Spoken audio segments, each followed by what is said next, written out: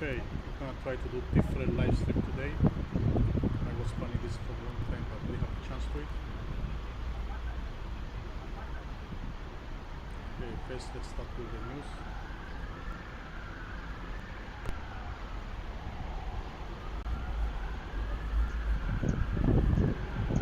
Well, an incident now in the skies over the Black Sea is escalating already. Strained relations between the U.S. and Russia. CBS 2's Skylar Henry has more details now from Washington, D.C. The U.S. says it will continue to fly missions near Ukraine, even after a Russian jet caused a U.S. drone to crash. Make no mistake, the United States will continue to fly and to operate wherever international law allows. The U.S. often flies drones over the Black Sea as it monitors the fighting in Ukraine. It's not uncommon for Russia to scramble jets to intercept them. But the Pentagon says things went too far this time, saying a Russian jet approached the drone from behind, dumping fuel. U.S. officials believe the pilot meant to come up in front of the drone so it would fly into the fuel cloud, but pulled up too soon and clipped the drone's propeller, which is located in the back. This hazardous episode is a part of a pattern of aggressive and risky and unsafe actions by Russian pilots in international airspace. Russia's ambassador was summoned to the State Department to answer for the actions. He says Russia did not cause the crash and said the drone was flying dangerously close to Russian-controlled territory. The Pentagon says it's working to declassify the video to show the world what happened. Meanwhile, some lawmakers are calling on the Biden administration to respond to the incident forcefully. The bottom line was they attacked a United States aircraft, and they did it in international waters. This is not acceptable, and this is simply not going to go away. This one has to be addressed, and it has to be addressed with a very firm hand. There's now a race with both Russia and the U.S. trying to recover the downed drone.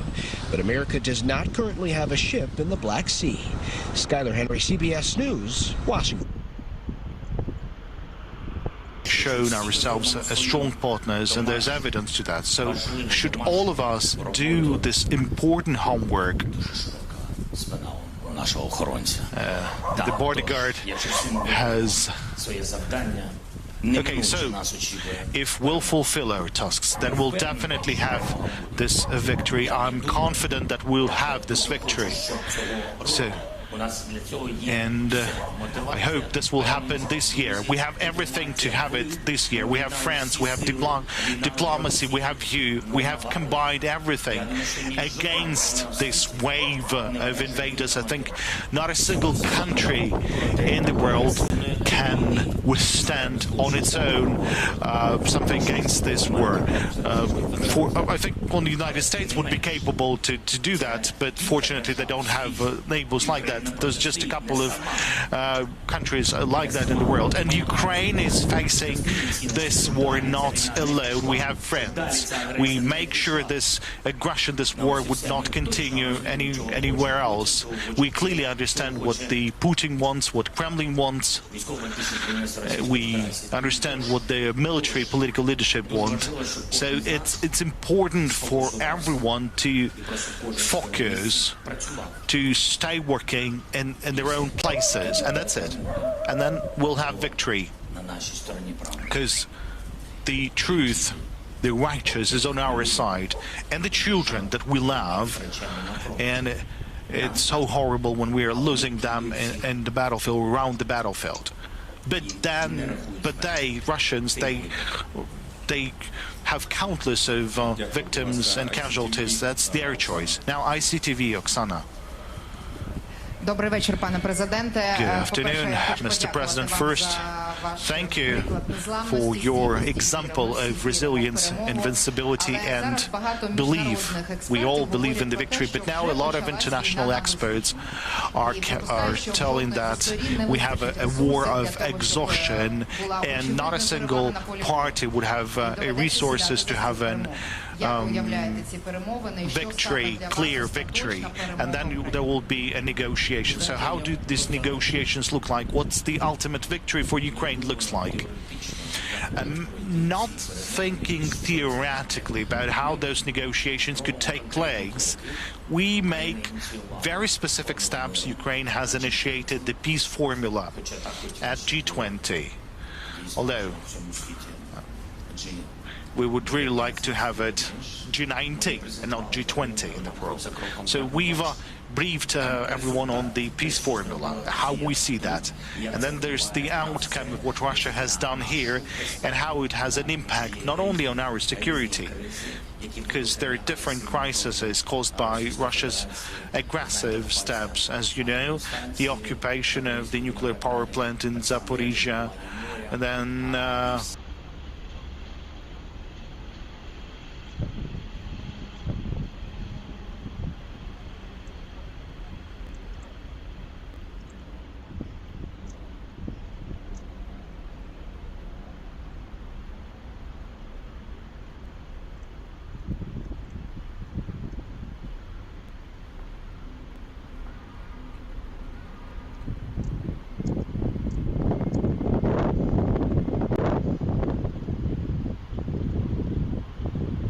Military just released footage, it says, shows the encounter between a Russian fighter jet and American drone over the Black Sea. We're seeing it here for the first time. This is from a camera mounted on the drone. You see the jet get closer and closer, and then you see the screen seem to fizzle a bit. The U.S. military says the Russian fighter jet poured fuel on the unmanned aerial vehicle and then struck the propeller. While intercept attempts are not uncommon, the incident raises concerns it could bring the U.S. and Russia closer to direct conflict. We will have much more on this story at 7, streaming live on CBS News New York. Crosses appear.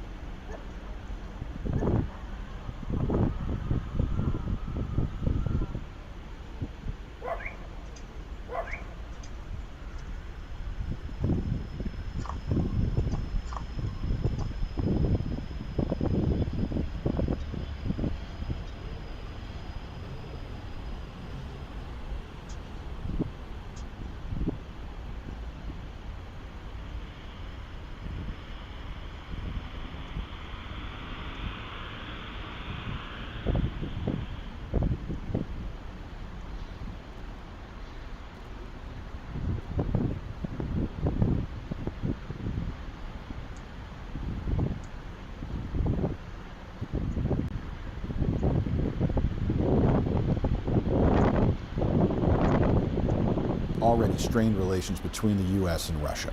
Skylar Henry has more details from Washington. The U.S. says it will continue to fly missions near Ukraine, even after a Russian jet caused a U.S. drone to crash. Make no mistake, the United States will continue to fly and to operate wherever international law allows. The U.S. often flies drones over the Black Sea as it monitors the fighting in Ukraine. It's not uncommon for Russia to scramble jets to intercept them, but the Pentagon says things went too far this time, saying a Russian jet approached the drone from behind, dumping fuel.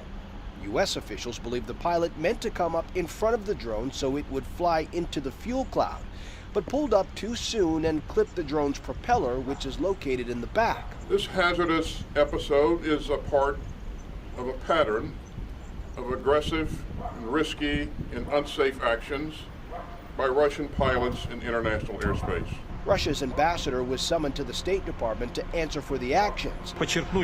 He says Russia did not cause the crash and said the drone was flying dangerously close to Russian-controlled territory. The Pentagon says it's working to declassify the video to show the world what happened. Meanwhile, some lawmakers are calling on the Biden administration to respond to the incident forcefully. The bottom line was they attacked a United States aircraft, and they did it in international waters. This is not acceptable, and this is simply not going to go away. This one has to be addressed, and it has to be addressed with a very firm hand. There's now a race with both Russia and the U.S. trying to recover the downed drone, but America does not currently have a ship in the Black Sea. Skylar Henry, CBS News, Washington.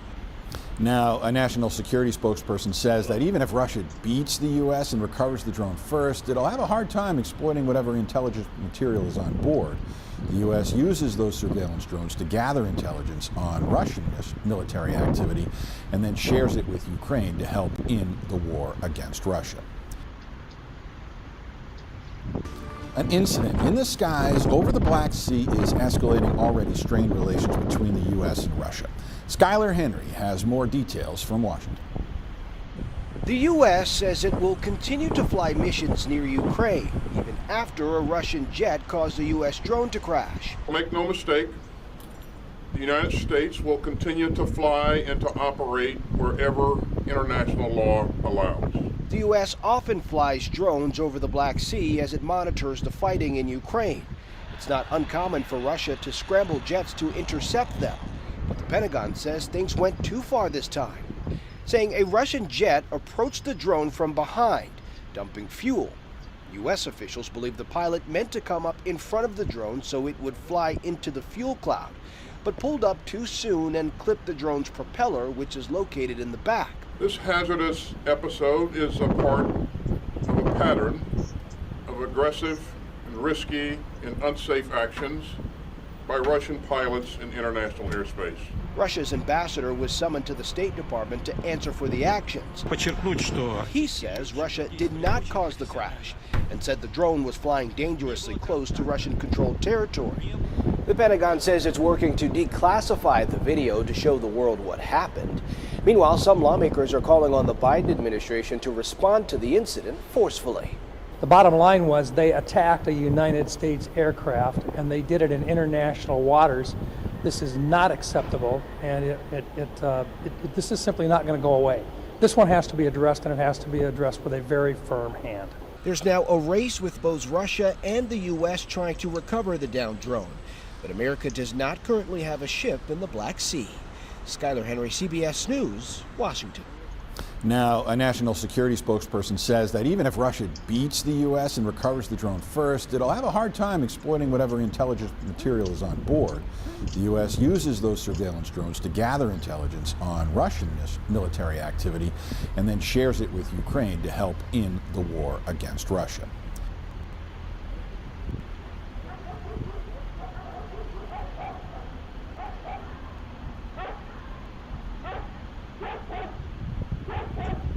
The video of a Russian Su-27 colliding with an MQ-9 Reaper drone.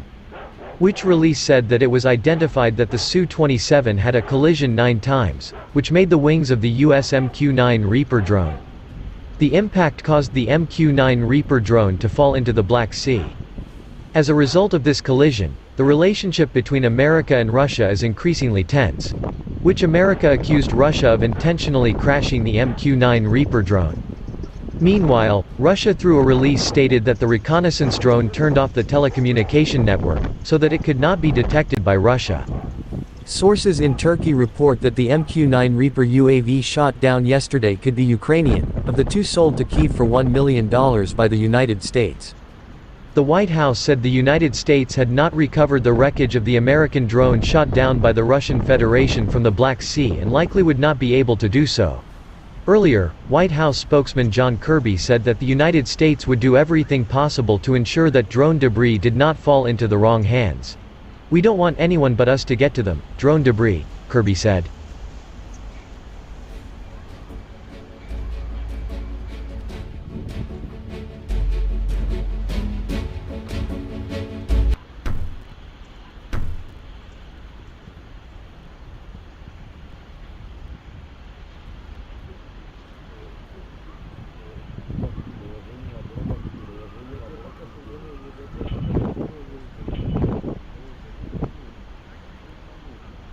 Water come out, so it was everywhere.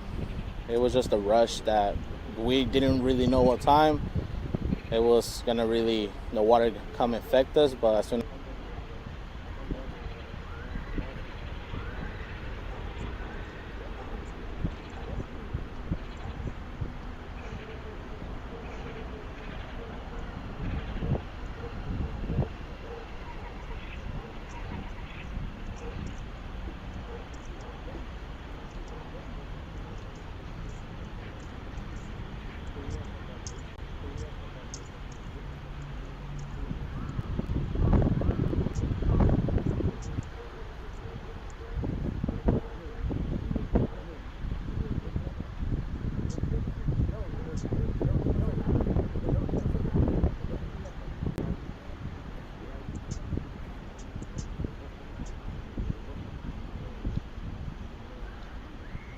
Breaking news on the downing of that U.S. drone when a Russian warplane collided with it over the Black Sea. Overnight, the Pentagon released new video of the encounter as Russia races to recover the wreckage.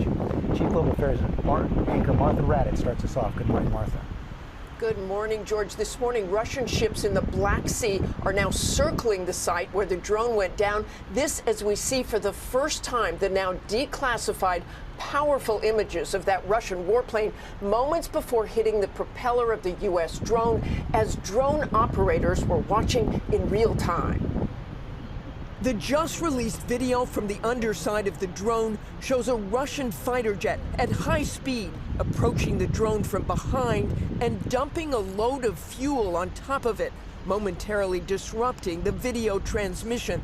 But you can clearly see the rear propeller. A second approach follows, another load of fuel, this time even closer, and the drone's camera feed is then lost for about 60 seconds. When the video returns, you see the propeller again, damaged, bent by that close pass, one of 19 passes over a 30-minute period before the drone crashed into the sea. Dangerous, reckless and unprofessional behavior. Defense Secretary Lloyd Austin announcing a rare call with his Russian counterpart, the first since October, delivering a strong message. The United States will continue to fly and to operate wherever international law allows. It is incumbent upon Russia to operate its military aircraft in a safe and professional manner. Which was now clearly not the case in this incident, with those multiple reckless passes. A U.S. Air Force official said they do not think the pilot hit the drone on purpose, saying the Russian pilot was simply incompetent and flat out dumb.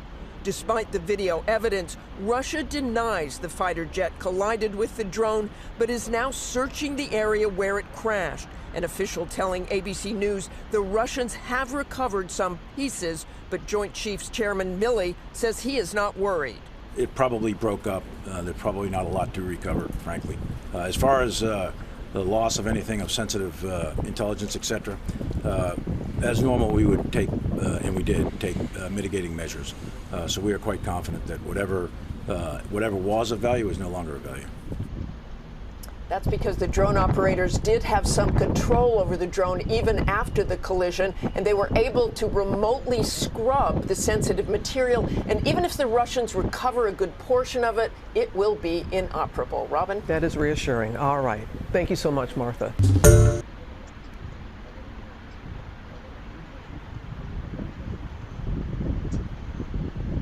High speed, approaching the drone from behind and dumping a load of fuel on top of it, momentarily disrupting the video transmission. But you can clearly see the rear propeller. A second approach follows, another load of fuel, this time even closer, and the drone's camera feed is then lost for about 60 seconds. When the video returns, you see the propeller again, damaged, bent by that close pass, one of 19 passes over a 30-minute period before the drone crashed into the sea. Dangerous and reckless and unprofessional.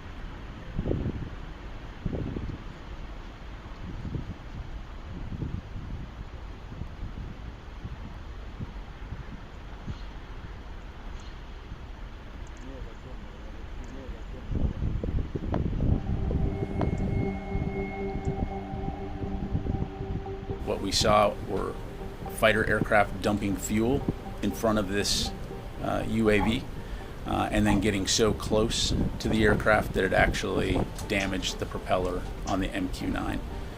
We assessed that it likely caused some damage to the Russian aircraft as well.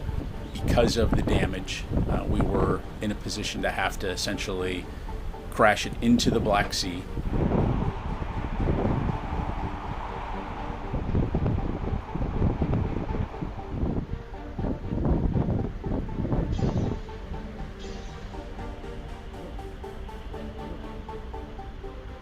Я считаю, что это настоящая провокация. Это провоцировали нас каким-то определенным действием, после чего можно было обвинить Россию. Legally speaking, it is international waters. They don't really like that fact, but it certainly insulates the United States from any kind of allegation that we were into Russian airspace.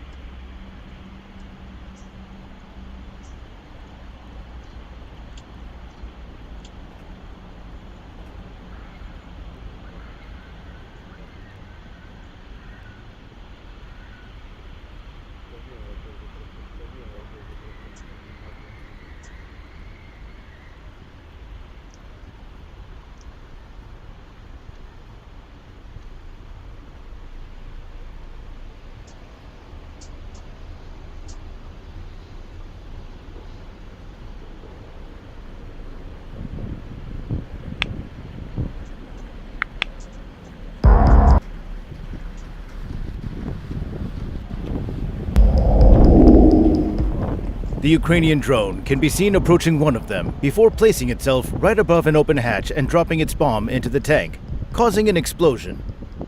The footage then shows drone bombs being dropped on the two tanks from higher up, with one of them going straight into the hatch, causing the tank to catch fire after the explosive detonates.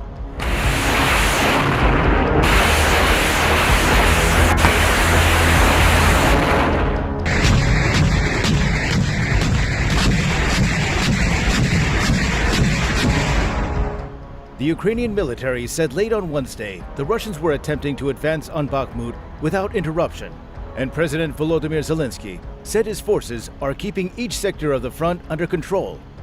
Russian forces were also making preparations for new attacks in the central Zaporizhzhia region and on the southern front in the Kherson region, it said. If you used to live in the UK but you now live in Cyprus, you're likely eligible.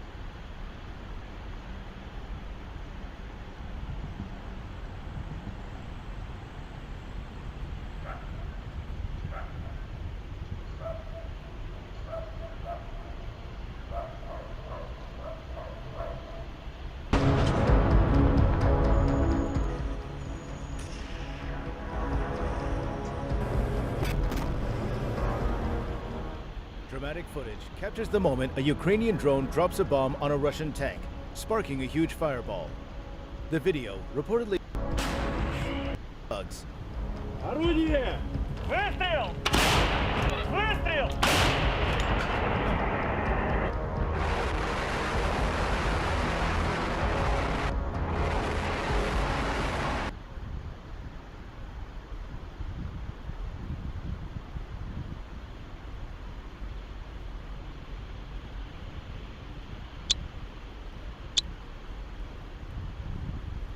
largest nuclear power plant. President Zelensky accused Russian forces this week of planting mines at a major hydroelectric dam in Kherson, seeking to destroy it and trigger a catastrophe on a grand scale.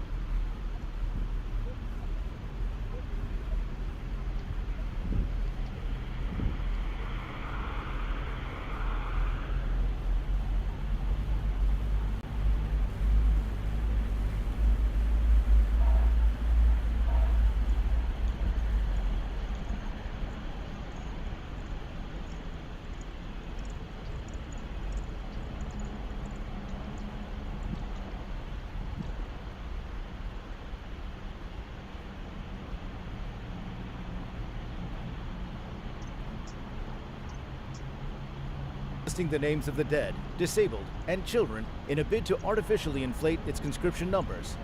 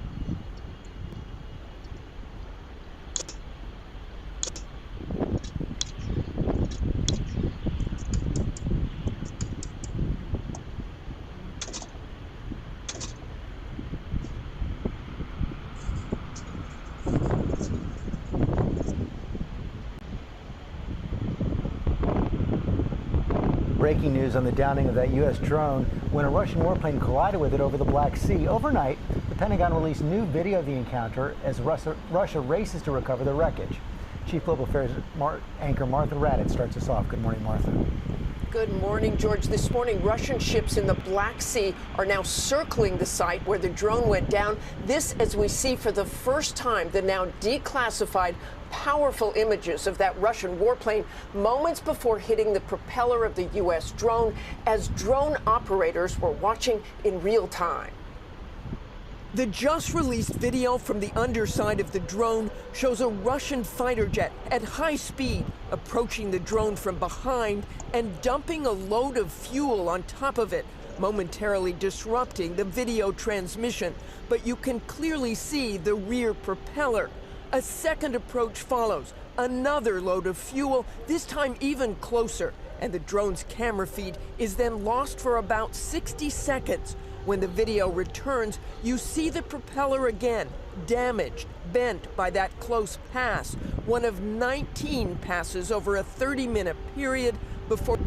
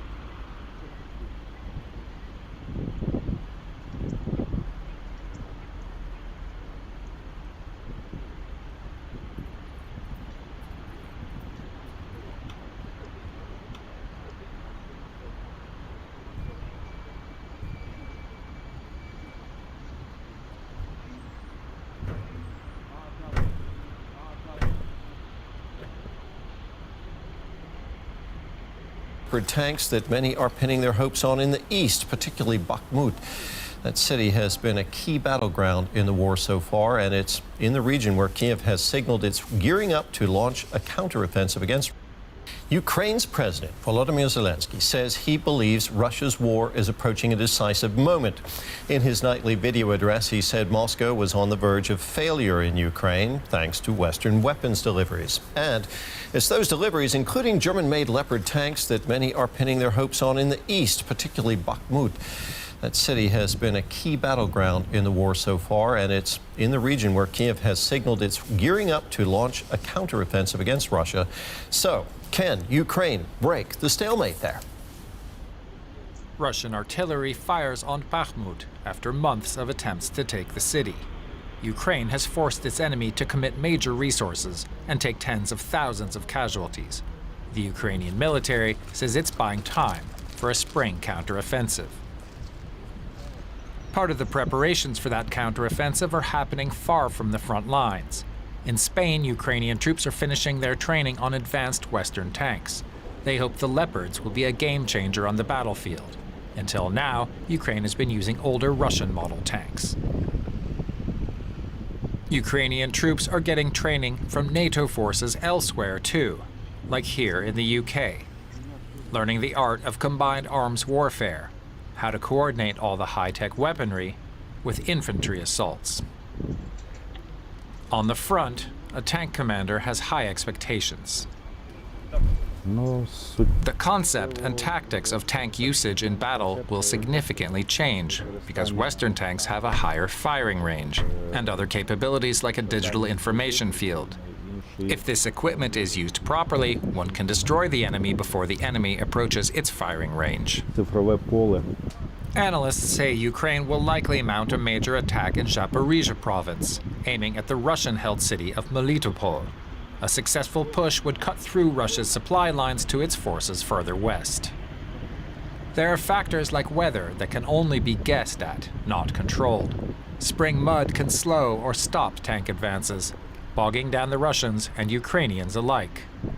That means the timing and the target of any counteroffensive are still a mystery, which is just the way Ukrainian commanders want it. For more, we're joined now by military analyst Marina Myron. She's with the War Studies Department at King's College London and joins us from Munich. Marina, Ukraine's president says the war is at a decisive juncture where Russian aggression can be broken. Do you agree? Thank you for having me. As a matter of fact, President Zelensky has been saying it in contrast to what we're hearing from Lloyd Austin when it comes to the fight in Bakhmut. And during a meeting, General Zaluzhny has also made a point that Bakhmut is very important, strategically important indeed, because it could bring about the collapse of the entire front line for the Ukrainian forces. So the idea of holding on to Bakhmut is to win time, and General Syrsky, commander of the army, agrees with that because the reasoning is to try to destroy as many Russian troops as possible. And I think indeed it is a very important battle which also determines the morale of the Ukrainian armed forces.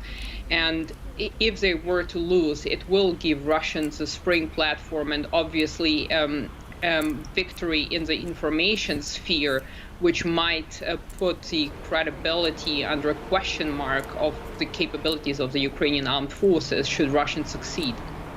Well, talking about those capabilities, Ukraine's ability to beat back Russian forces depends to a large degree on the timely delivery of Western weapons. Is Ukraine getting the firepower it needs when it needs it? Well, right now, Ukraine is also suffering from the shortage of 125mm artillery shells. We know that Ukrainian-owned production has started several ammunition lines, and NATO is scrambling to get those shells to Ukraine. So in terms of firepower, we can see that Ukraine is firing a lot less than its Russian counterpart. Also compared to last summer, both sides are firing a lot less when it comes to artillery. And when it comes to weapons, when it comes to tanks, we are expecting that Ukraine will be able to use them sometime at end of April, beginning of May, and how that will play out remains to be seen because of the weather, because the tanks are different from the Soviet prototypes that the Ukrainian armed forces used to do. So it will show how well the Ukrainian forces that are currently being trained in Spain, UK, and all other places can implement the skills learned and can adapt on the battlefield. Now, Ukrainian troops have continued defending Bakhmut despite heavy losses for the reasons that you mentioned. Could these losses, Marina, jeopardize Kiev's ability to launch an effective counteroffensive in May or June, as you mentioned? Well, it's a great question because apparently Kiev is not going to use specifically those forces who are now in Bakhmut, but the forces that are currently being trained. The problem is we don't know. We know about the potential counteroffensive. There are still guesses whether it will be in Zaporizhia, direction Melitopol, or whether it's going to be in Bakhmut, where the Russian forces would be weakened. The Ukrainian General Staff obviously doesn't want to announce the location of the counteroffensive. However, the problem is that Ukraine generally suffers from manpower shortage. So in terms of kind of manpower, Russia is having heavy losses, but so does Ukraine. And in relation to Ukraine, Russia has more potential. So losing those forces and having a kind of a spearhead formed from the newly trained forces, reinforced by the mobilized forces, calls into question what will happen with other locations on the battlefield where the Russians are pushing through. It remains to be seen what happens between now and beginning of May, end of April, because that's kind of the decisive period before the Ukrainians can potentially launch a counteroffensive, and this will be decisive to see whether they have the capability. Marian, thank you very much. That was Marian Mirren from King's College London. Ukraine's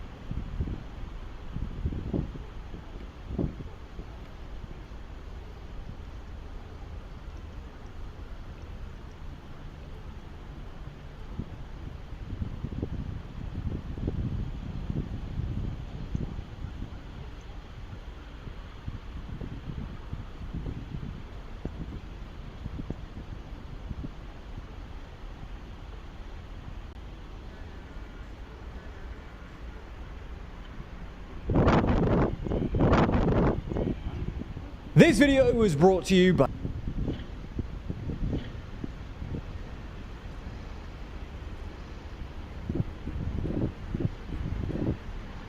Ukrainians living in Bakhmut, who had lost access to all but one supply line in and out of the city.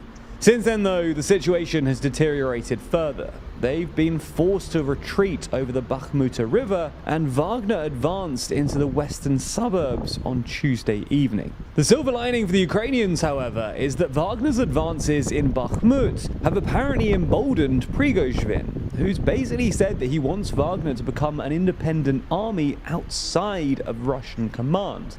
So in this video, we're going to take a look at what's happened in Bakhmut since our last video, why Zelensky is still refusing to retreat, and what might happen next.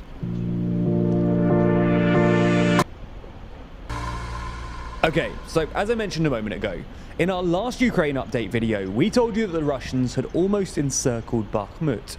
3 out of the 4 main roads in and out of the city were under Russian control. And just a few days after we released that video, the Ukrainians were forced to retreat over the Bakhmuta River. At the time, Prigozhin said that Wagner had basically surrounded Bakhmut and advised Zelensky to retreat while he still could. And with the Russian advance gaining momentum, many Ukrainians and Ukrainian allies really did start advising Kiev to retreat from the city. The US have apparently been advising Ukraine to withdraw from Bakhmut since late January, and last week, US Defense Secretary Lloyd Austin reiterated that a Ukrainian retreat would not represent a strategic setback, pointing out that the Ukrainians could retreat to higher ground just outside of Bakhmut. In fact, even usually pro-Ukraine sources expressed anxiety about Kiev's tactics in Bakhmut. The Kiev Independent, for example, ran a piece in early March claiming that Ukrainian soldiers weren't being protected, and their defense correspondent tweeted that he hoped that Ukraine's command really knows what it's doing in Bakhmut. Despite all this pressure, though, Ukraine has refused to retreat. In a video address on the evening of March 6th, Zelensky said that his top generals had unanimously advised him not to withdraw from Bakhmut, but to reinforce Ukrainian positions in the city. And in interviews and statements since, Zelensky has basically argued that Ukraine needs to hold Bakhmut for 2 reasons. Firstly, he argued that the city's collapse would precede further Russian advances. During an interview with CNN on March 7th, for example, Zelensky claimed that the fall of Bakhmut would gift Russian forces an open road to other critical settlements in Donbass, including Sloviansk and Kramatorsk.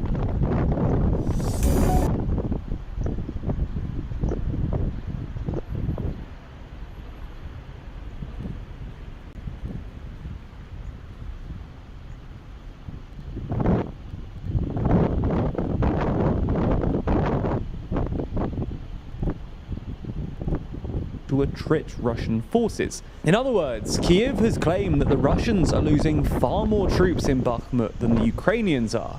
So holding Bakhmut is an effective way of bleeding out Russian forces.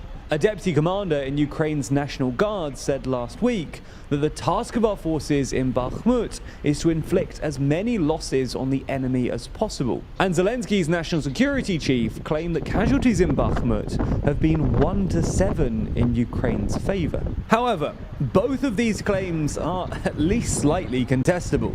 For starters, there's an argument that because Bakhmut has been bombed to rubble, it can't really act as an effective logistics hub for the Russian forces in Donbass.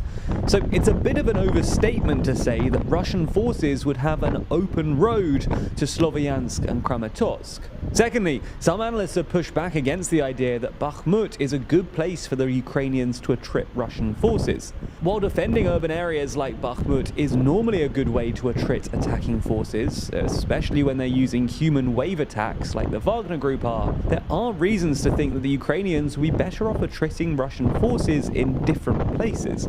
That's because now the Russian forces are in the city and most of it has been bombed to bits. Bakhmut doesn't give Ukraine's defenders the same advantage as other urban settlements, which would have better cover and aren't encircled. On top of that, Wagner has basically used untrained convicts in their offensive in Bakhmut. So even if the Ukrainians are causing significant casualties, they're not high-value targets like Russian special ops. Now, it is possible that the Ukrainian army is using Bakhmut to distract the Russians while it prepares for a counteroffensive elsewhere. But in all honesty, the most likely explanation seems to be that while Ukraine's high command might genuinely believe that Bakhmut has strategic value, they're probably at least as anxious about its symbolic value. Zelensky and his generals are probably understandably worried that a retreat from Bakhmut, which would represent Ukraine's first real defeat in many months, would undermine both Ukrainian morale and Western enthusiasm for the war. And while this is understandable, it's a risky strategy. Because if Bakhmut does end up falling, then the Ukrainian high command will have to explain and take responsibility for all of the extra losses incurred by their refusal to retreat earlier. A few days ago though, it did look like Kiev's gamble might have paid off. That's because after the Ukrainians retreated across the river, they blew up all bridges crossing it, and as a result, the Russian encirclement seemed to stall. And since then, Wagner has apparently only been able to make incremental progress around some of the smaller towns in the surrounding countryside, but they've made little progress in Bakhmut itself.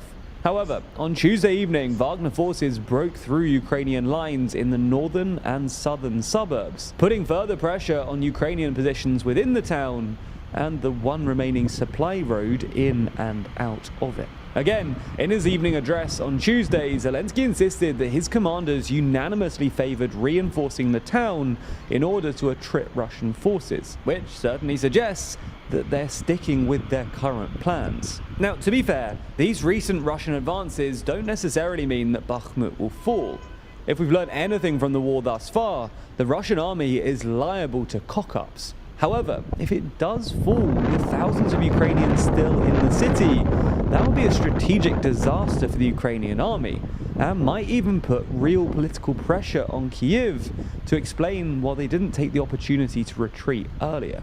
However, as I mentioned in the intro, the silver lining here for the Ukrainians is that this Bakhmut episode seems to have strained relations between Wagner and the Russian Ministry of Defense, who have been engaged in a long-running argument about ammunition supplies, which Wagner says the Kremlin are withholding. In fact, earlier this month, only a couple of days after his triumphant claim about Bakhmut's imminent collapse, Prigozhin once again claimed that the Russian army were limiting ammunition supplies to Wagner, and perhaps more embarrassingly, the Ukrainian military released a video of 2 Wagner soldiers sent out to fight with wooden sticks. However, Wagner's success in Bakhmut seems to have emboldened Prigozhin, because just a couple of days ago, he issued a thinly veiled threat to the Kremlin, warning that after the capture of Bakhmut, he would turn Wagner from a private company into an army with an ideology. This is a pretty stunning claim, and it basically implies that Wagner has had enough of listening to the Kremlin. Now, this will have gone down very badly in Moscow, and it'll be interesting to see how Putin responds. More significantly, how it impacts any future Russian offensives in Donbass. So we don't yet know what this means for the war or for Russia's efforts. But if you do want to follow along with what's happening to Wagner and the conflict more generally, the best place to do that is with ground news. Now, we all know that algorithms work behind the scenes to determine the information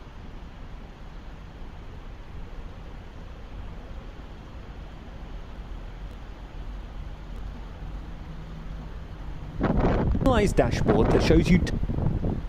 This video was brought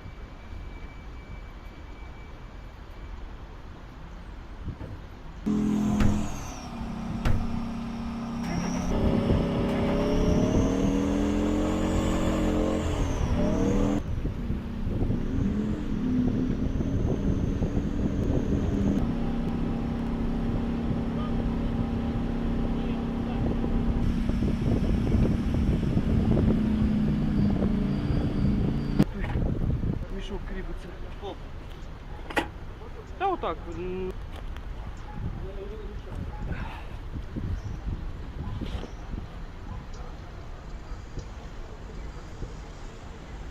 Какой?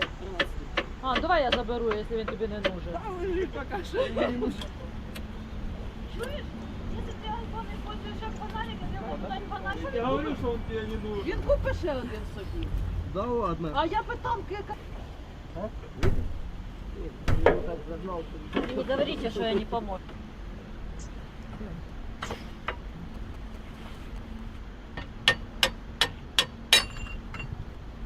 Принял? Принял.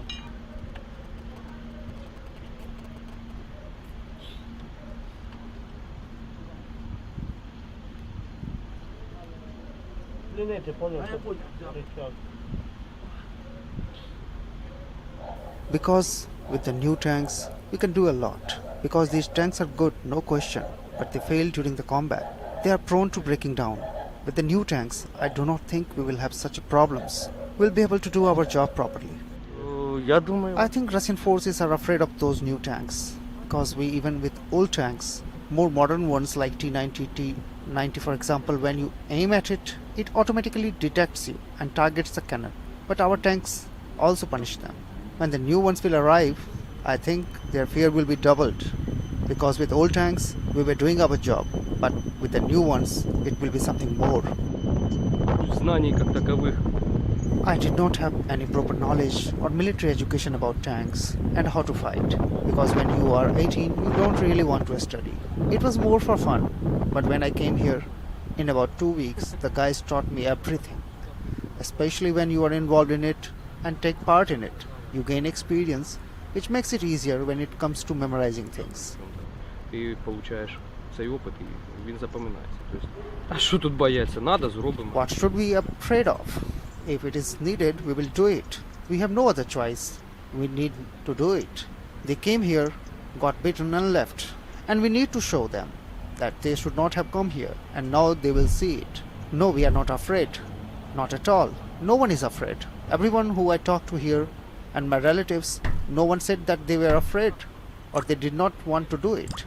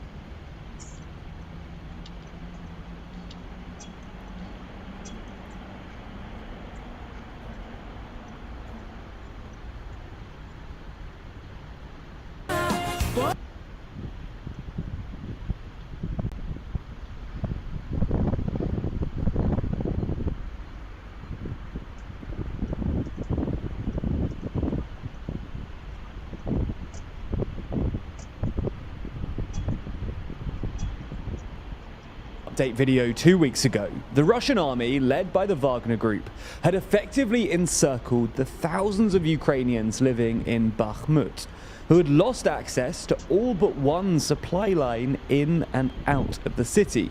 Since then, though, the situation has deteriorated further. They've been forced to retreat over the Bakhmuta River, and Wagner advanced into the western suburbs on Tuesday evening. The silver lining for the Ukrainians, however, is that Wagner's advances in Bakhmut have apparently emboldened Prigozhin, who's basically said that he wants Wagner to become an independent army outside of Russian command. So in this video, we're going to take a look at what's happened in Bakhmut since our last video, why Zelensky is still refusing to retreat, and what might happen next.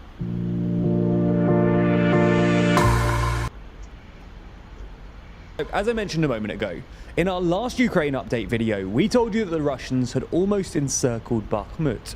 3 out of the 4 main roads in and out of the city were under Russian control. And just a few days after we released that video, the Ukrainians were forced to retreat over the Bakhmuta River. At the time, Prigozhin said that Wagner had basically surrounded Bakhmut and advised Zelensky to retreat while he still could. And with the Russian advance gaining momentum, many Ukrainians and Ukrainian allies really did start advising Kiev to retreat from the city. The US have apparently been advising Ukraine to withdraw from Bakhmut since late January, and last week, US Defense Secretary Lloyd Austin reiterated that a Ukrainian retreat would not represent a strategic setback, pointing out that the Ukrainians could retreat to higher ground just outside of Bakhmut. In fact, even usually pro-Ukraine sources express anxiety about Kiev's tactics in Bakhmut. The Kiev Independent, for example, ran a piece in early March claiming that Ukrainian soldiers weren't being protected, and their defense correspondent tweeted that he hoped that Ukraine's command really knows what it's doing in Bakhmut. Despite all this pressure, though, Ukraine has refused to retreat. In a video address on the evening of March 6th, Zelensky said that his top generals had unanimously advised him not to withdraw from Bakhmut, but to reinforce Ukrainian positions in the city. And in interviews and statements since, Zelensky has basically argued that Ukraine needs to hold Bakhmut for 2 reasons. Firstly, he argued that the city's collapse would precede further Russian advances. During an interview with CNN on March 7th, for example, Zelensky claimed that the fall of Bakhmut would gift Russian forces an open road to other critical settlements in Donbass, including Sloviansk and Kramatorsk. Secondly, Zelensky and other Ukrainian officials have claimed that Bakhmut is a good place to attrit Russian forces. In other words, Kiev has claimed that the Russians are losing far more troops in Bakhmut than the Ukrainians are. So holding Bakhmut is an effective way of bleeding out Russian forces. A deputy commander in Ukraine's National Guard said last week that the task of our forces in Bakhmut is to inflict as many losses on the enemy as possible. And Zelensky's national security chief claimed that casualties in Bakhmut have been 1 to 7 in Ukraine's favor. However, both of these claims are at least slightly contestable. For starters, there's an argument that because Bakhmut has been bombed to rubble, it can't really act as an effective logistics hub for the Russian forces in Donbass. So it's a bit of an overstatement to say that Russian forces would have an open road to Sloviansk and Kramatorsk. Secondly, some analysts have pushed back against the idea that Bakhmut is a good place for the Ukrainians to attrit Russian forces. While defending urban areas like Bakhmut is normally a good way to attrit attacking forces, especially when they're using human wave attacks like the Wagner Group are, there are reasons to think that the Ukrainians will be better off attriting Russian forces in different places.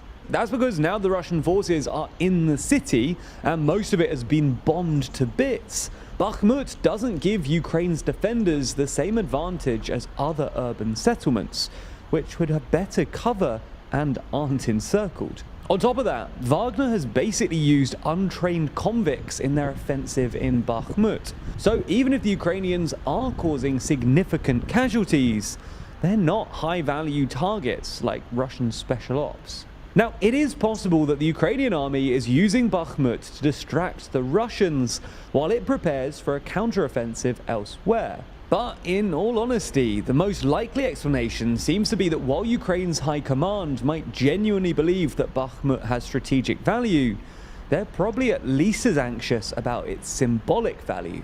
Zelensky and his generals are probably understandably worried that a retreat from Bakhmut, which would represent Ukraine's first real defeat in many months, would undermine both Ukrainian morale and Western enthusiasm for the war. And while this is understandable, it's a risky strategy. Because if Bakhmut does end up falling, then the Ukrainian High Command will have to explain and take responsibility for all of the extra losses incurred by their refusal to retreat earlier. A few days ago though, it did look like Kiev's gamble might have paid off. That's because after the Ukrainians retreated across the river, they blew up all bridges crossing it. And as a result, the Russian encirclement seemed to stall. And since then, Wagner has apparently only been able to make incremental progress around some of the smaller towns in the surrounding countryside. 30 Μαρτίου και η GNP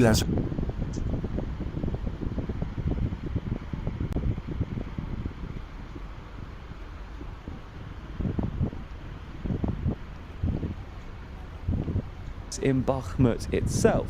However, on Tuesday evening, Wagner forces broke through Ukrainian lines in the northern and southern suburbs, putting further pressure on Ukrainian positions within the town and the one remaining supply road in and out of it. Again, in his evening address on Tuesday, Zelensky insisted that his commanders unanimously favored reinforcing the town in order to attrite Russian forces, which certainly suggests that they're sticking with their current plans. Now, to be fair, these recent Russian advances don't necessarily mean that Bakhmut will fall. If we've learned anything from the war thus far, the Russian army is liable to cock-ups. However, if it does fall with thousands of Ukrainians still in the city, that would be a strategic disaster for the Ukrainian army, and might even put real political pressure on Kiev to explain why they didn't take the opportunity to retreat earlier. However, as I mentioned in the intro, the silver lining here for the Ukrainians is that this Bakhmut episode seems to have strained relations between Wagner and the Russian Ministry of Defense, who have been engaged in a long-running argument about ammunition supplies, which Wagner says the Kremlin are withholding. In fact, earlier this month, only a couple of days after his triumphant claim about Bakhmut's imminent collapse, Prigozhin once again claimed that the Russian army were limiting ammunition supplies to Wagner. And perhaps more embarrassingly, the Ukrainian military released a video of 2 Wagner soldiers sent out to fight with wooden sticks. However, Wagner's success in Bakhmut seems to have emboldened Prigozhin, because just a couple of days ago, he issued a thinly veiled threat to the Kremlin, warning that after the capture of Bakhmut, he would turn Wagner from a private company into an army with an ideology.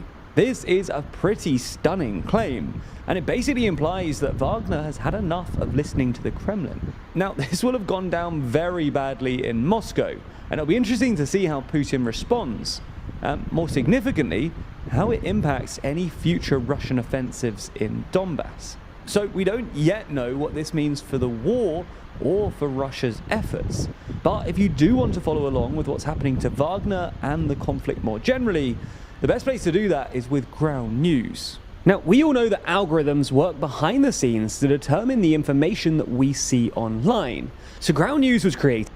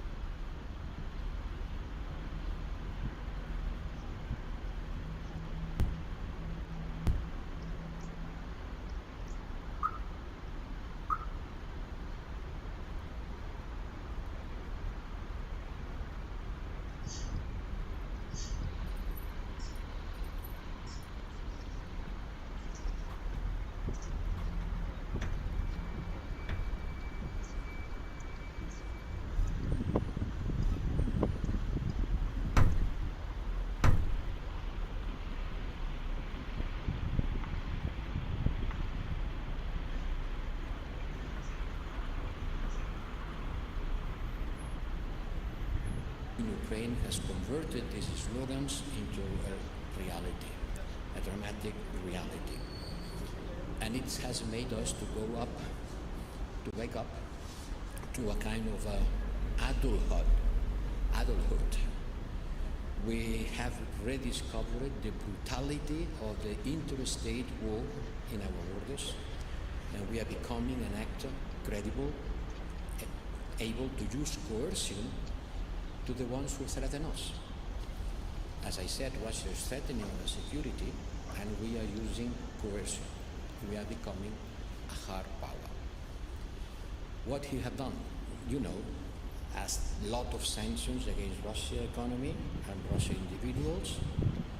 They are having effect. I don't go on detail, but you have a look at the trade deficit, budget deficit, and income coming from selling hydrocarbons. These three key variables shows that this year Russia is going down. Last year was a very good year for them. This year will be a very bad year because we have been able to get rid of our dependency from Russian hydrocarbons. From 40% gas dependency to almost zero in a few months is an extraordinary achievement. Cap on the Russian oil. We are selling the oil at half the price of Brent, $40, and the Brent is at 80. And military support to Ukraine, directly from the European Union, not from the European Union budget. Let's clarify it. Not from the budget that the Commission manages, but from an intergovernmental fund, a kind of a club that member states happily created in order to provide training and arms to our partners. The so-called European Peace Facility, the member states decided to use this fund to arm Ukraine, 3.6 billion, and the member states, each one on their side, some a lot, others less, provided all in all 12 billion euros for military support. And this is a major achievement. It is the first time that we do that. We have broken the war. And it is important to continue doing that. We are the most important trainer of the Ukrainian army. By the end of the year, 30,000 Ukrainian soldiers will be trained by our military missions. I don't go to the details, but this is what we have been doing. But much more has to be done, and much quicker. There is still a lot to be done. We have to increase and accelerate our military support to Ukraine quickly. The first and most urgent thing that the geopolitical Europe has to do is to arm Ukraine.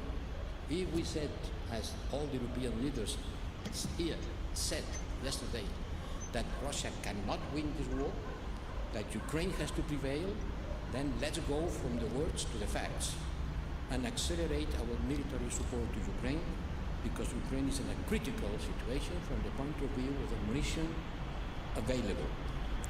And I think that we can say that we have been taking too many times to take critical decisions, as providing battle tanks, when everybody knows that in order to win a classical war with trenches and maneuvers of heavy arms, you need battle tanks. You will not win this war without this kind of arms. And now this shortage of ammunition has to be solved quickly. It's a matter of weeks.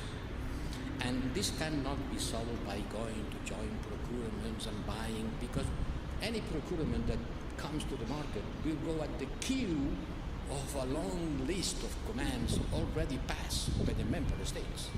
We have to use what we have, what the member states have, and they have to provide quickly a part of the ammunition, waiting to refill their stocks with the commands that are already being passed. In the short term, we need, and we have the tools, we have the European Peace Facility that can engage their resources in order to provide quickly ammunition to Ukraine. And in the medium term, we have to increase the capacity of our defense industry much more. But this is not going to happen overnight. And we have to go, and We also have the tools to do that. We have the European Defence Agency, which is something specialized in this kind of matters, in order to get more ammunition for all of us, but mainly and with a strong priority for the Ukrainians. Don't confuse the short-term objectives with the medium-term purposes. Short terms, very short terms, more ammunition to Ukraine. This is a matter of the Ministry of Defense. It's the Minister of Defense, the current Minister of Defense, who have to take these kind of decisions. And it's going to be an extraordinary meeting on the 6th and 7th of March, where we will propose to accelerate the process that are already on the way. And I think that working all together, we can manage. More broadly, we have to do our homework. This homework is being defined by the strategic compass that was approved some days before the war started.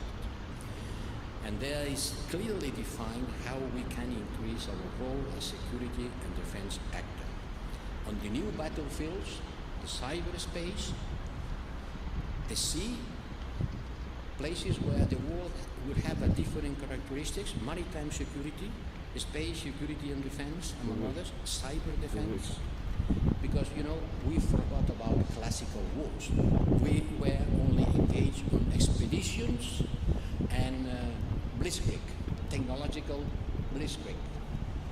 These old wars, we were not prepared, we forgot about them. And now we have to recover capacity, but keeping in mind that the war in the future will be a different one, and will require different capacities. And our industry has to build up, and our procedures also. It takes almost 10 months for the European Army to buy a bullet for a cannon of 155 millimeters, almost 1 year. And almost 3 years to buy an air-to-air missile. This is not in accordance with the things that we are living today. This is not in accordance with the war situation in which we live. This war has also strengthened the role of NATO, who has become again a crucial actor for the territorial security of Europe, but it's also a wake for the Europeans to share the responsibility for their defense. And then let's go quickly to the geopolitical landscape. Yesterday, President Macron and Chancellor Scholz talked about it. We cannot think about European security without looking beyond and engaging with partners around the world. I am traveling around the world, especially on the global south, and I see how powerful the Russian narrative that wants to reduce the war in Ukraine to a conflict between the West and Russia is powerful, with a lot of accusations of double standards. We must debunk this narrative and explain how Russia acts as an imperialist power. President Macron said a neo-colonial power. Yes, it is what it is. Let's call it. It's an imperialist attitude from a powerful neighbor that wants to take control of someone who belongs to its political sphere. We have to fight the false narrative. We must engage with our partners, defending together the common good, United Nations Charter, but also being ready to accept that this charter has to be adapted to the current circumstances of our world today, which is not at all the world of 1945.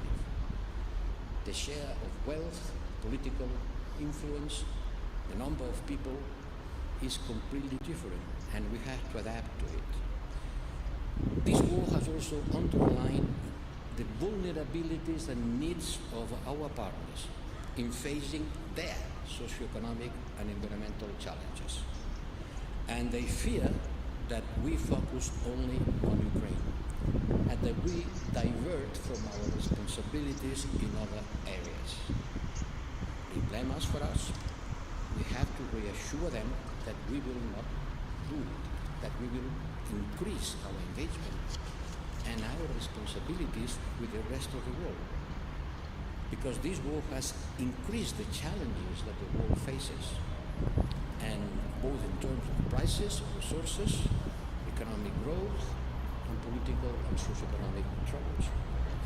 We have to prove that we continue being a global actor, not only fixing our political, economic, and military capacity in this neighborhood, but taking very much into account in order to face this deep resentment in Africa due to post-colonial reasons.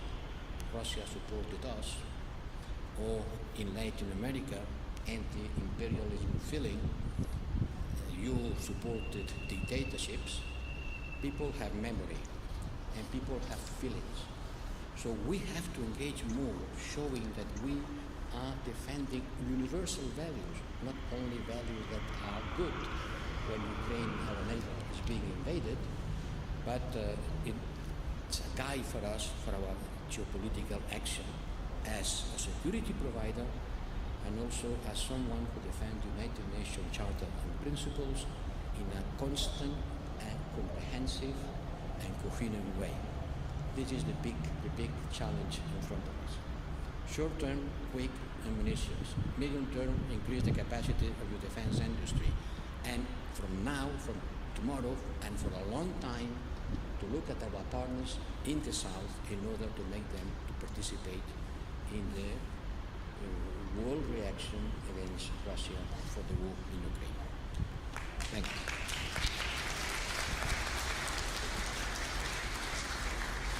Thank you very much for that, High Representative. And now let me welcome on stage Kaja Kallas, the Prime Minister of Estonia.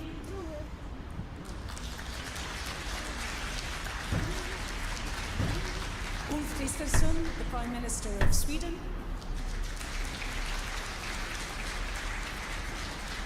And Radek Sikorski, there you are, Member of the European Parliament.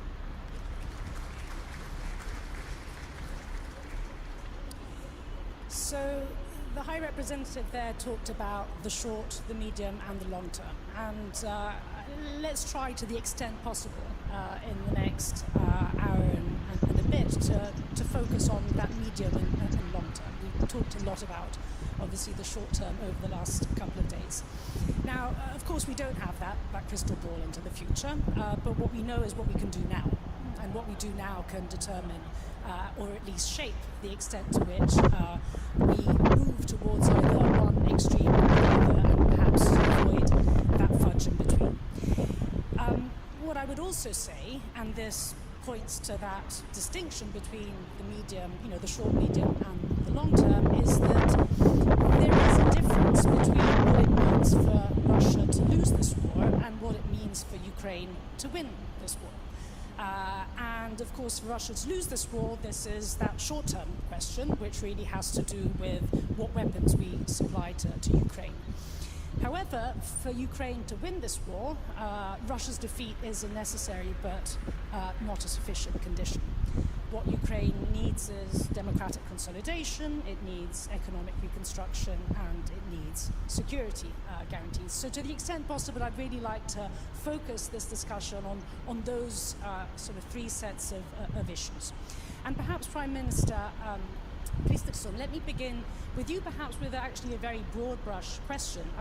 Does it actually even make sense to talk about a European security architecture today? Well, it does, I would say. It makes more sense to talk about using it than to changing it.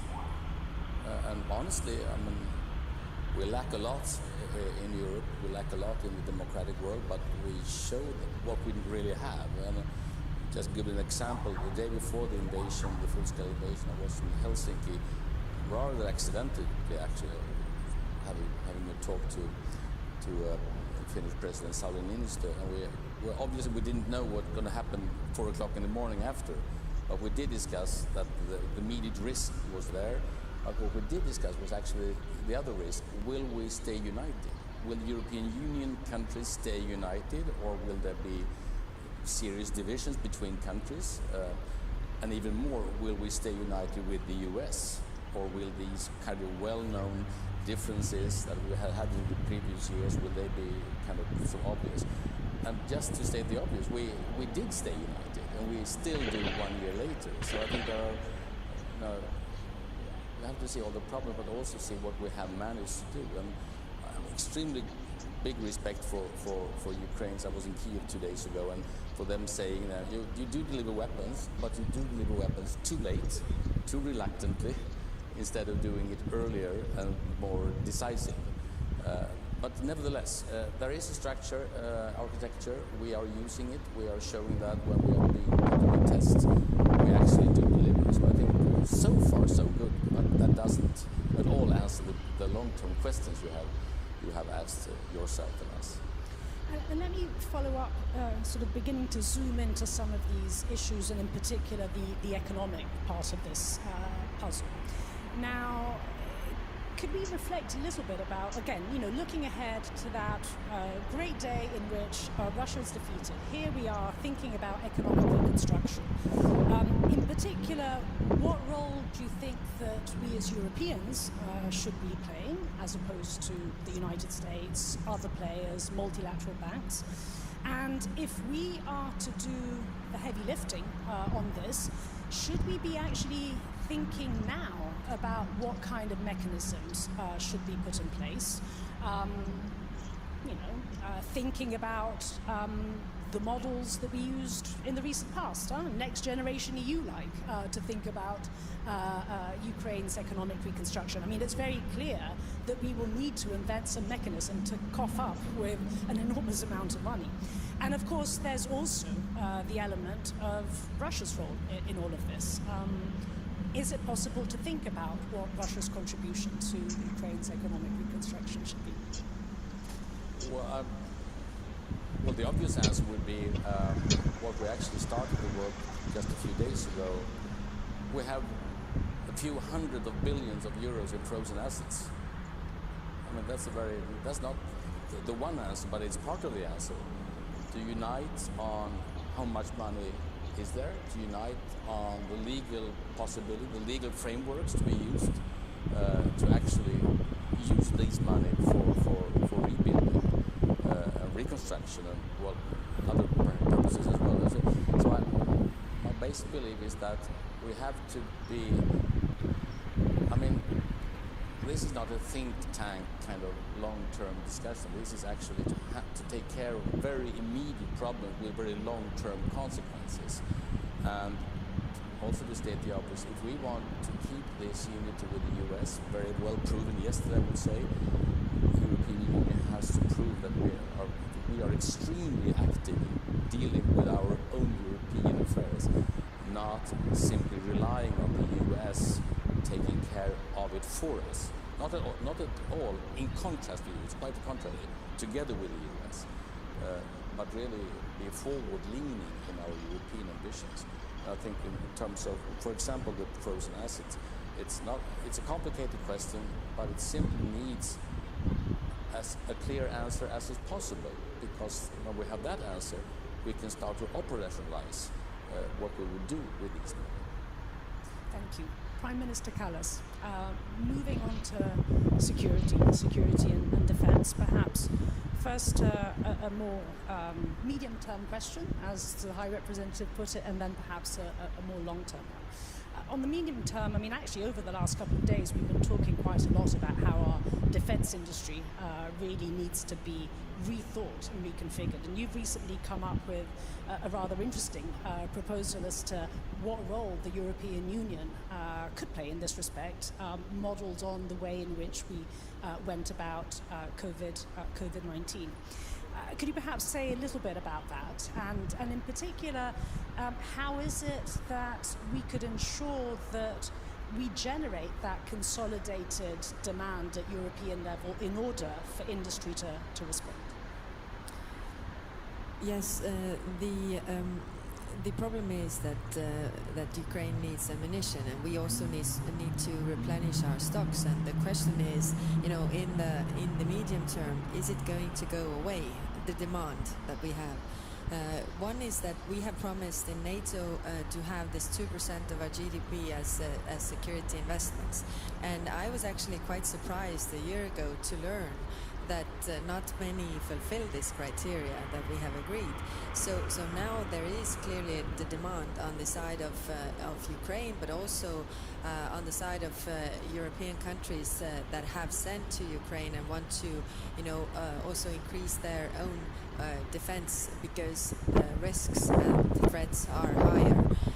So what I've proposed is that we could use the same similar mechanism like we did with the vaccines, that European Union or European countries provide funds, and then European institutions, where European peace facility would be the one to procure and make the orders to the defense industry so that they could make the investments to actually make it faster, because the Russian military industry is working in 3 shifts.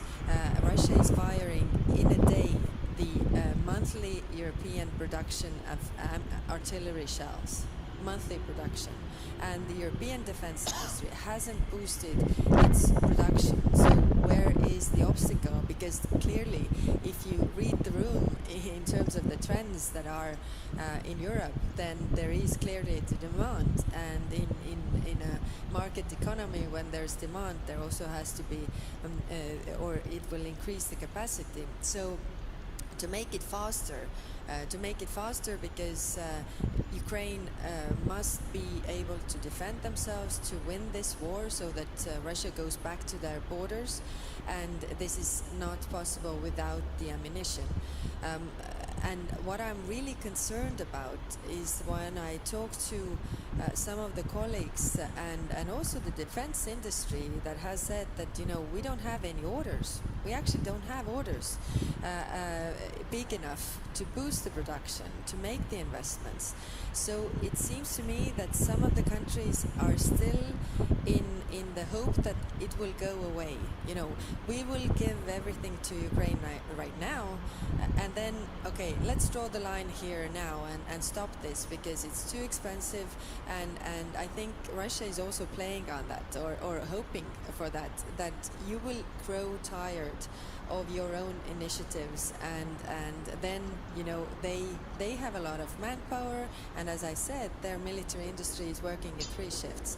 So how to get through that? Even when this war ends, the threats are absolutely different, because everybody could see that what Putin has been talking about, he's actually serious.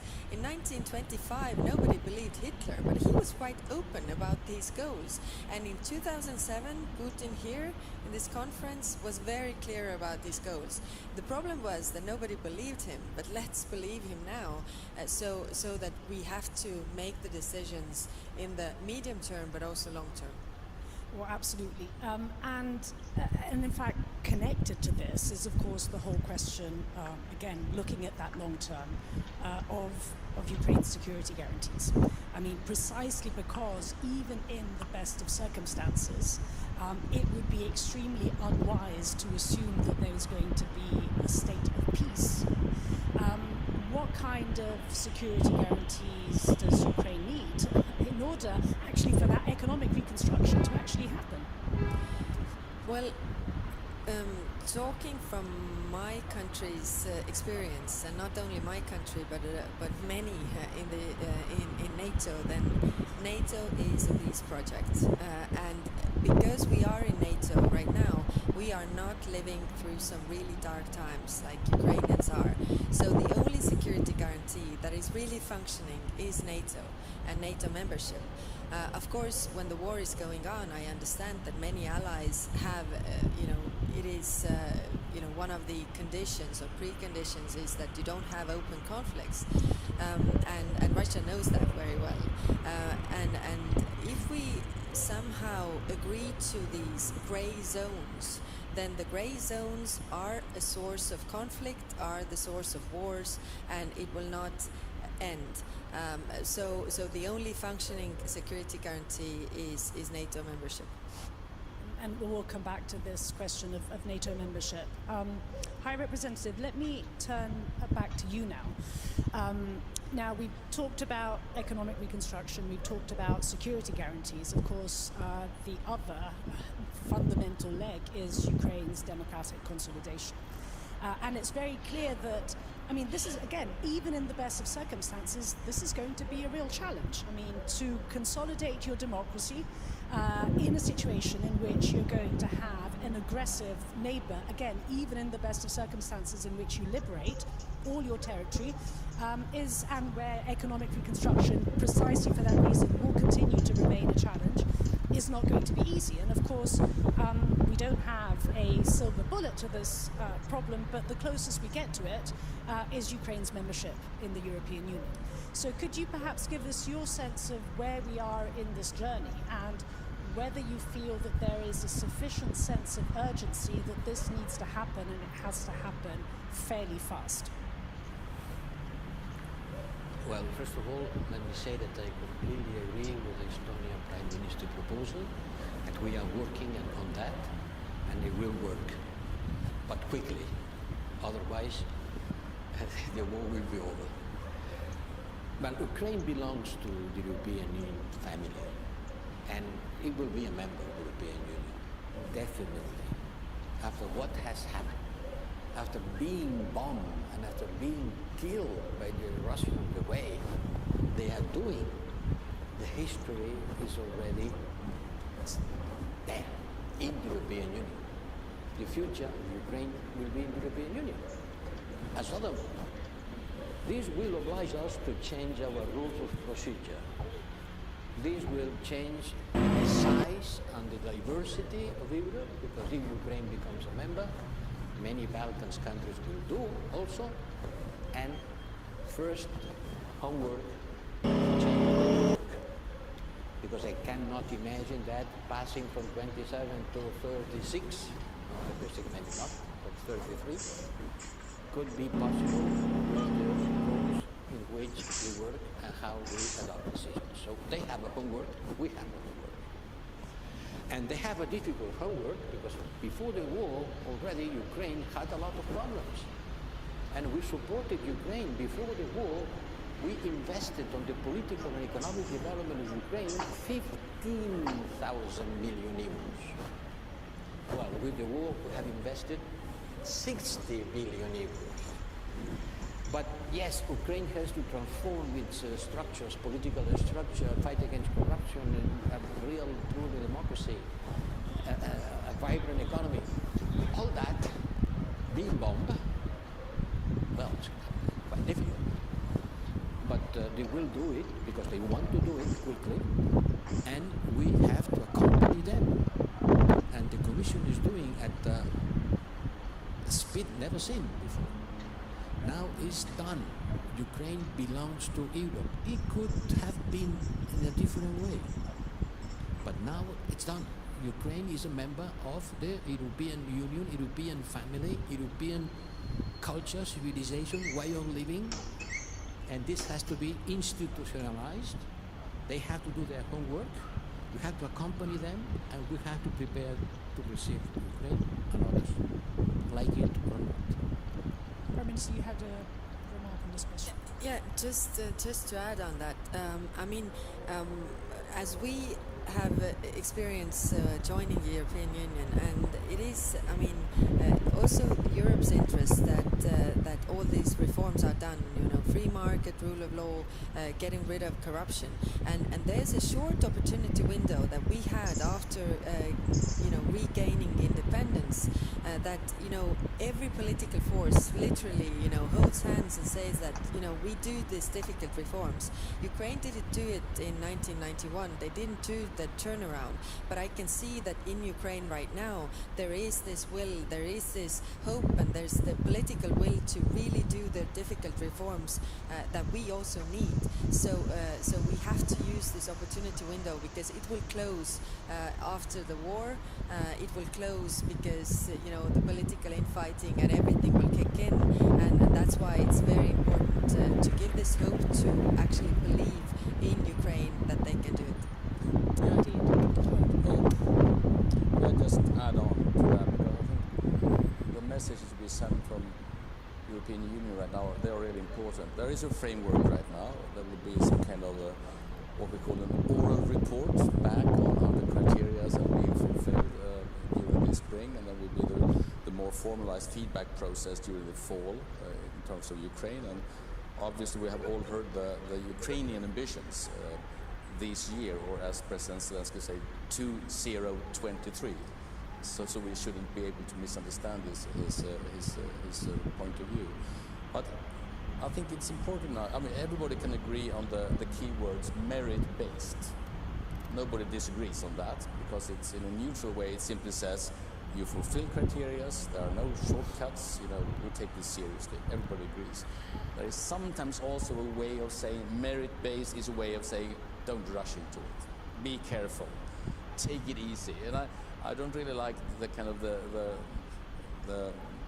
change in meaning of that. I think we need to be trustworthy in meaning what we are saying. It's merit-based, we recognize merits, we help where we see problems, and don't accept the catch-22 kind of situation. I had a morning meeting with the Moldova president, Maya Sandu, and I mean, obviously they are being attacked by Russian influence and interest not to be able to fulfill these the obligations they try to fulfill, to be able to have progress in the EU membership candidate status. So we also have to invest in helping legitimate governments in being able to actually reach their goals, to be able to use the possibilities that EU membership actually makes available. Radik, I think what has emerged in a very powerful way up until now from all three speakers actually is that there is no such thing as the grey zone. There are no such things as buffer states anymore. We thought that they were. They're not. There are only frontier states, and you're either on one side of the frontier or on the other side of the frontier. And this obviously brings back this question both of EU enlargement and of NATO enlargement. Now, looking at both, and indeed, please do comment on both, but sort of zooming in on the EU enlargement point, and this goes back to the comments that the Prime Minister was making now.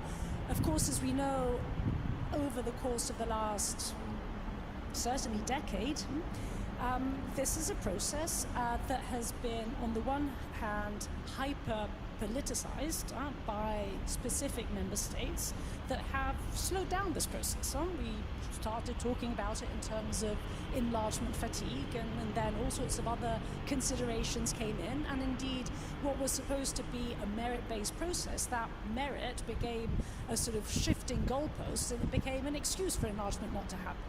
So if you could perhaps comment firstly on this question of, do you feel that politically there is the sense of enlargement has actually re-become a strategic imperative? I mean, is there this awareness that has consolidated amongst member states? These questions of buffer states and frontline states is particularly dramatic for Poland. We are the only country in the EU and NATO which is a neighbor of both Ukraine and Russia. Ukraine has won the right to negotiate membership in the EU by its amazing sacrifice. I don't think it would be happening quite as fast if it wasn't for that. And my advice to them is don't think there will be shortcuts. You are not negotiating some kind of halfway deal between Ukraine and the EU. Ukraine has a body of laws accumulated over several decades that it will not change for you. You are actually acceding to that deal. And therefore, the faster you do it, the faster you translate EU legislation into Ukrainian and pass it in your parliament, the sooner you will become member. And I think that intellectual clarity about the nature of the process is important for the sake of negotiations, but also important to explain to your own people that you are adjusting to something that exists already. But I want to come back to the subject of the panel, which is there a possibility of return to security architecture in Europe? Now, the word architecture for me implies rules, aesthetic rules, Palladio, and building trade rules. If you break them, the house will be at least ugly, or it will collapse, as so tragically happened over Turkey. And it also implies participation. Architecture cannot be imposed on your partners. And we do have, or we used to have, some common rules and organizations with Russia. First of all, the UN. And remember, Ukraine was a member of the UN in its recognized, internationally recognized border, even in Soviet times. But the Security Council of the UN was meant to be the guardian of peace, rather than an immunity for those who breach the peace and start a war of aggression. So Russia is clearly in breach here. Secondly, OSCE.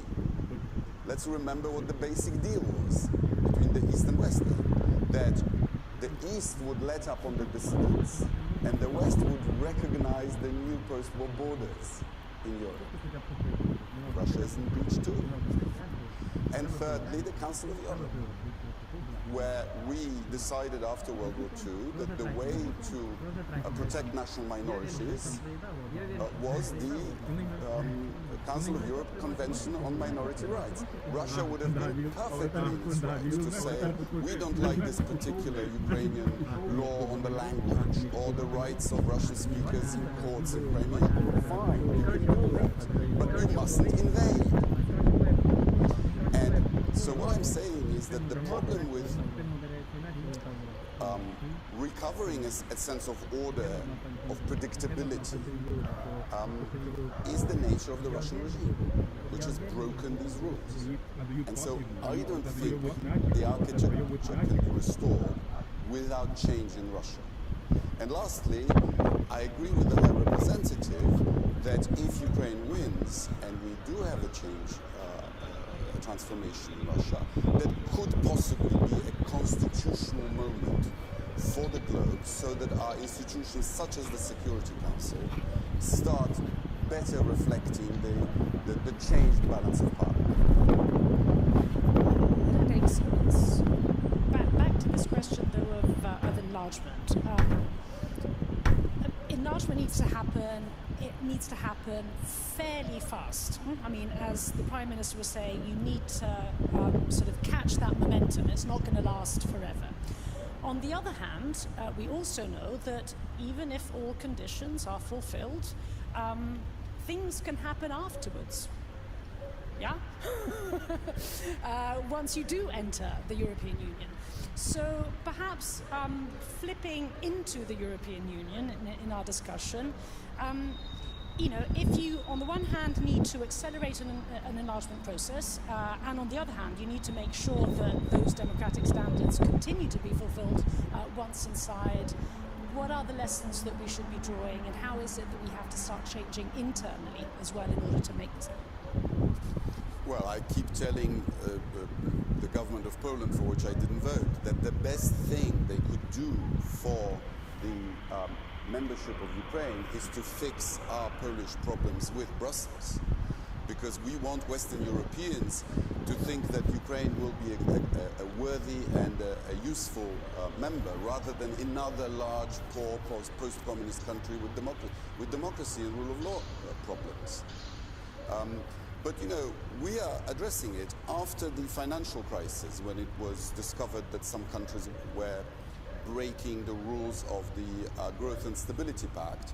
We've introduced the Fiscal Pact and a peer review of budgets and of financial credibility. And we are now doing it in the rule of law area as well. There is now a review process by the Commission of rule of law problems in all the member states. And all that needs to happen is that countries should just fulfill the recommendations and the deals that they have voluntarily agreed to. Prime Minister, I know you wanted to react to some of these points, but let me also add another question concerning how is it that we have to change internally. I mean, if this is a again, there are no buffer states, there are frontier states, and so enlargement becomes a strategic priority, which obviously concerns Ukraine, but it doesn't concern only Ukraine. So here we have an enlargement process that expands considerably, at least potentially so. It is very clear that we also have to change our internal rules in all sorts of other ways. Given that I assume that your country would be in favour of that ongoing enlargement, would you also be in favour of a revision of those rules? I'm thinking obviously here about decision-making rules and in particular qualified majority. Yeah. Before I answer that question, I wanted to react to what Radek said. I'm listening to you, and this is. It seems to me that Russia is concerned about and is fighting for all the rights of Russians, except in Russia. So this is very clear. But what I wanted to add is that in terms of what it really needs, in terms of looking around or rethinking the rules and institutions, like after the Second World War, the United Nations was created. Definitely we need to rethink now, but one part of it is accountability, and without it we just can't do it. Yesterday we had discussions and I hear that many countries except Ukraine have the fear of the nuclear escalation, and so that we can't hold accountable Putin or Lavrov. There's no international tribunal because otherwise, it would be nuclear threats. But it just can't be that those countries that have nuclear weapons are beyond the law, are beyond the rules. If it is so, we will have the pariah states that will use this because they know that nothing's going to happen to them. So accountability and not only the crimes, war crimes, but also leadership crime, which is the crime of aggression that can be only prosecuted by the special tribunal. And the leadership crime is the crime that all the other war crimes are stemming from. If you have no crime of aggression, you don't have war crimes either. But that's just a comment. Coming to your question, I mean, going back, European enlargement, first it was 6 states and every time it's the discussion that we can't work with a bigger group. And, for a small country that didn't have a voice for 50 years, it is very important that we have a voice now, that we are actually listened to around that table. So when we hear the talks about, qualified majority, we hear that, okay, we are again in that threat that we don't have a voice. And that is the risk how we see it.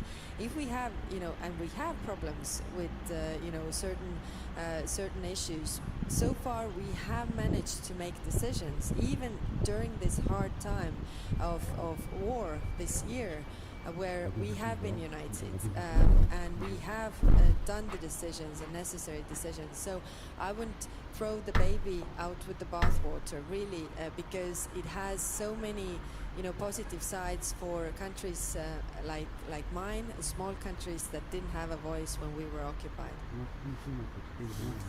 I see that. I also see the way in which other member states have been using and abusing this. I see that, and we have to, of course, discuss this. How we can, use some tools so that if you do this, then there are consequences. So you have to really make the calculations there. But it's just giving that there's a qualified majority and we will do those decisions without you will just mean that you will leave out part of Europe, and that would actually also create instability if everybody does not have a say. I guess there are constant trade-offs, and I basically agree. But on the other hand, if you start at the end, what do we have to be able to do? And I would say 2 things, and I realize every member state doesn't agree with that. The first is actually how to cultivate the transatlantic relations. I mean, have a decision-making process that makes European Union compatible with the US in the long run. I think that's extremely important. I think nothing has shown that more the last year than the war in Ukraine. So every tendency to say that without neglecting at all the integrity of Europe, every tendency to say, well, this shows that Europe we can make it on our own. I think that's simply not correct. So the other one is actually to be able to face China, basically. And a lot of different, very legitimate views on that. But we need to be able to cooperate on how to meet, react to, face, contradict China, and according to me, do that hand in hand with the US. Because otherwise we will have a very complicated world where the US has one position, the EU tries to find one position, and China will try to outsmart us. So I think it's extremely important to understand what is the purpose of what we do in a broader geopolitical context. But back to this question of, so, here we are, we all love enlargement, great, but not everyone wants to enlarge. So there are a number of very important European countries that prefer staying outside. So perhaps, Prime Minister, could you give us your sense of, I'm obviously here talking about the Norway, Turkey's, United Kingdoms of this world. Now here we have a European political community. Could you give us your sense of how much value added can such a forum actually provide? Honestly, hard to say, I would say. On the other hand, let's test it in later this spring. I mean, if you ask our Moldovan friends, they will say it's of huge importance. Obviously, it's a framework for cooperating with countries that are in different ways very nearby us in geographic sense, but also in terms of ambitions. We actually literally discussed that the upcoming meeting in Moldova, and for them it's of huge importance. I think it's a way of signaling also without any promises ahead, but of course, and it's very different. It's a way of also having extremely close connections with other countries. That, obviously, the UK and Moldova are in different positions, but the EU needs to have organized ways to cooperate with countries that are very close to us.